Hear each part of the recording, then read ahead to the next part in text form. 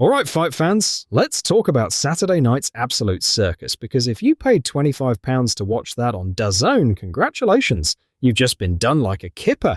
Joseph Parker versus Parker-Wardley, two interim heavyweight belts nobody cares about, and somehow DAZN still convinced you it was worth a pay-per-view. Parker's ahead on 2 out of 3 scorecards going into round 11, winning by 6 rounds on one card, when Wardley lands a few shots on the ropes and referee Howard Foster waves it off like he's got a taxi waiting outside. Parker wasn't knocked down, he wasn't doing the chicken dance, he was covering up like every heavyweight does when they're under pressure, and Foster just decided, nah, that'll do, with 1 round left. Tony Bellew's calling it a bad stoppage, saying it needs to be definitive at this level, and Parker's standing there fuming going, I felt fine, I wanted to continue. But apparently Howard Foster's dinner reservation was more important than the biggest fight of Wardley's career. So let me get this straight. You paid 25 quid to watch a scrap for 2 pretend belts get stopped early when the bloke getting stopped was actually winning the fight. Meanwhile, DAZN's out here charging you for this rubbish after promising to end pay-per-view in July.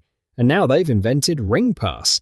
That's a subscription on top of your subscription, in case you weren't giving them enough money already. They're planning 4 more PPVs before Christmas like it's bloody advent calendar of financial robbery. Turkey Al-Sheikh said he'd make everything free for subscribers, and 5 months later DAZN's treating us like we're made of money. Absolute jokers. And that's just the boxing.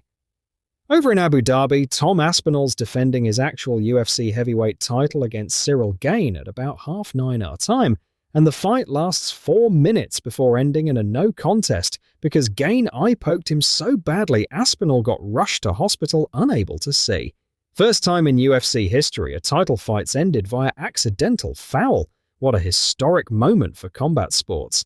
No winner, no finish, just Gane on his knees apologizing while everyone who tuned in contemplated their life choices. Gane's out there saying, I'm very sorry. But mate, if you know how rubbish eye pokes are, maybe don't jab your fingers into someone's eyeballs during the biggest fight of your career.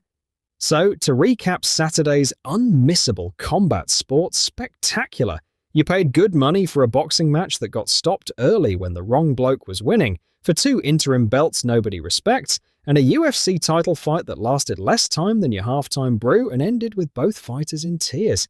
We deserve better than this absolute shambles.